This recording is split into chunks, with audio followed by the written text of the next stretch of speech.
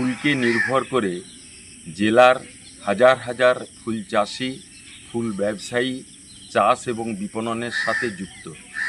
এই জেলার চাষিদের দীর্ঘদিনের দাবি ছিল জেলাতে একটি ফুলের হাব গড়ে তোলা হোক।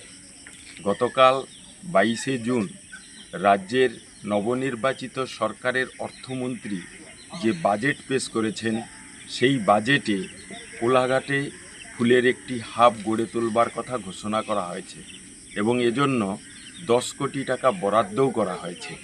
এই হাবে থাকবে ফুল গ্রেডিং করবার ব্যবস্থা, শর্টিং করবার ব্যবস্থা এবং প্যাকিং করবার ব্যবস্থা সহ কোল্ড চেনের সুব্যবস্থা থাকবে।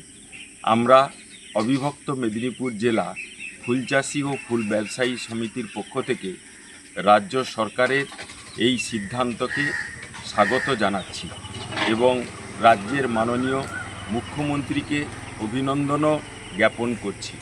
আমরা চাই অতি দ্রুত আমাদের সমিতির প্রতিনিধি সহ সংশ্লিষ্ট সবাইকে নিয়ে, প্রশাসনিক আধিকারিকদের নিয়ে উচ্চ পর্যায়ে সভা করে এ ব্যাপারে প্রয়োজনীয় ব্যবস্থা নেওয়া হোক।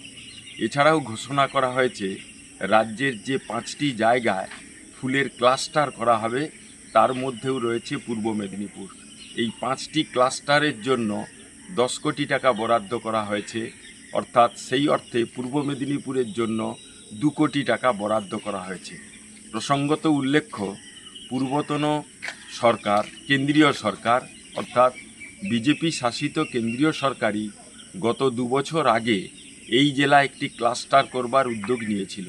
পাঁশকুড়া কোলাঘাট এলাকায় কেন্দ্রের প্রতিনিধি দল ভিজিটও করেছিল, কিন্তু যে কোনো কারণেই হোক সেই প্রকল্প দাঁড়ায়নি।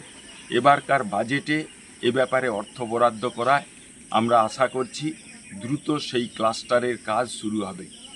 আমরা ফুলচাষি ও ফুল ব্যবসায়ী সমিতির পক্ষ থেকে অতি দ্রুত এই ক্লাস্টার এবং ফুলের হাব যাতে গড়ে তোলার উদ্যোগ নিয়ে কার্যকরী করা হয়, আমরা সেই আবেদন জানাচ্ছি।